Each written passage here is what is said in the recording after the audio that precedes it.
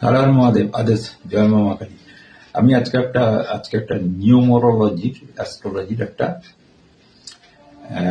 ভাগ্যকে কি করে বদলাতে হয় এবং ভাগ্যের যে শুভ দ্বারগুলোকে কি করে খুলতে হয় এবং নিত্য প্রতিদিনের কাজের সফলতা এবং অর্থ লাভ এবং সুখ শান্তি লাভ কি করে খুলতে হবে।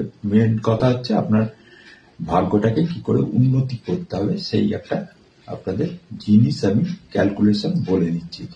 ক্যালকুলেশনটা এরকম হবে, যদি আপনার একটা ডেট অফ বার্থ আছে, ধরুন কারোর ডেট অফ বার্থ হচ্ছে 10/9/1990 সাল। এবারে আপনি এই 10টাকেও বাদ দেবেন, 9টাকেও বাদ দেবেন, মাসটাকেও বাদ দেবেন এবং এই 1990 থেকে 1900 যে সেঞ্চুরিটা আছে এটাকেও বাদ দিয়ে দেবেন।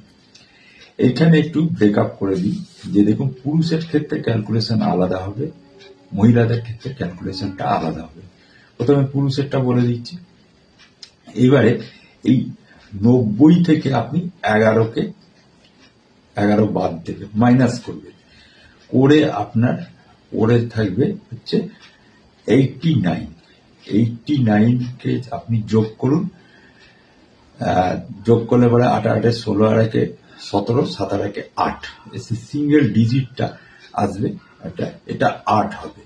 এরকম ভাবে ক্যালকুলেশনটা করতে হবে।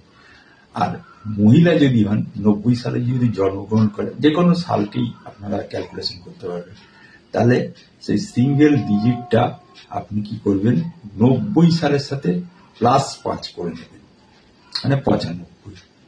9 আর 5 14 হয়ে গেল, 4 আর 1 5। পুরুষরা আপনারা যে বললাম আগে, যে নম্বরটা বেরিয়েছে আপনাদের, সেই 7 আর 1 8, এটা আপনারা এই মণিবন্ধ স্থানে লিখবেন, ঠিক আছে?